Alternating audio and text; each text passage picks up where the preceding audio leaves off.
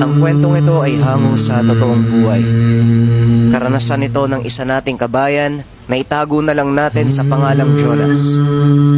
Taong 1962, sa maliit na nayon ng Kanlaon. Sa murang edad ni Jonas, sino ba namang mag-aakalang magkakaroon siya ng kakaibang katangian? Nagkaroon siya ng isang gabay na maging ang mga albularyo ay hindi masyadong pamilyar.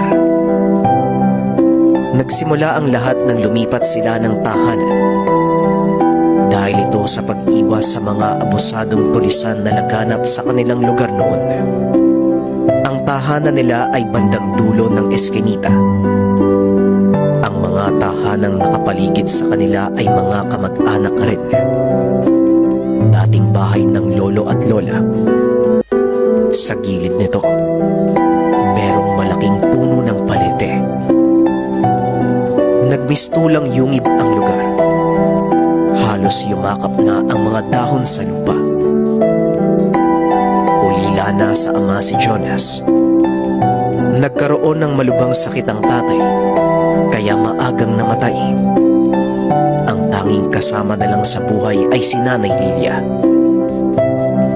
Isang buwan pa lamang silang naninirahan sa lugar. Ang ipinagtataka noon ni Jonas, kung bakit nakakakita siya ng malaking kalabaw sa ilalim ng puno. Natanong pa niya ang nanay kung nakikita rin ba nito ang hayop. Ano? Meron ba? Wala naman ah. Baka guni-guni mo lang. Basta na'y meron po talaga eh. Hindi niyo po ba nakita? Dumaan pa nga po kayo kanina eh. Halos nasa harapan niyo nga lang po yung kalabaw eh. Hindi na ito masyadong pinansin ni Jonas. Marahil hindi lang ito nakita ng ina. Ilang araw ang nakalipas. Patuloy sa pagpapakita ang kalabaw. Hanggang isang hapon, habang naglalaro sa likod ng bahay si Jonas, nakarinig siya ng mahinang hangos. Paglingon niya kung saan ito nanggagaling, napansin niyang nasa ilalim ng balete. Dahil sa kuryosidad, nilapitan niya ang lugar. Wala naman siyang nakitang kalabaw ng mga sandaling iyon.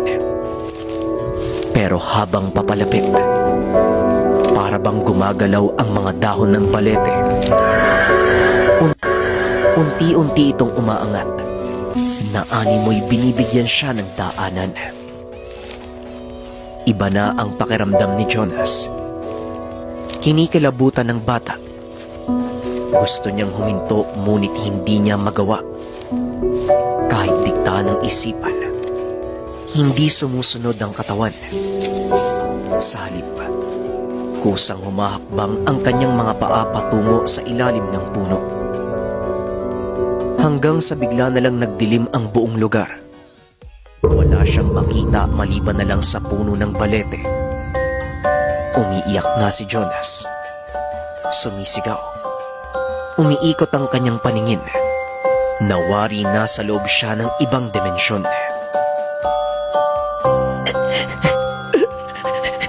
Nanay! Tulungan niyo po ako, nanay! Kahit anong iyak at sigaw ay walang nangyayari. Tila ba mas lumalala pa at lalong nag-iiba ang itsura ng buong lugar. Paglingon niya sa kinaroroonan ng bahay, wala na doon ang tahanan nila. Hanggang sa muli niyang narinig ang paghangos. Dito natahimik si Jonas. Pakiwari na ubos ang kanyang takot at napalitan ng pagkadesperado.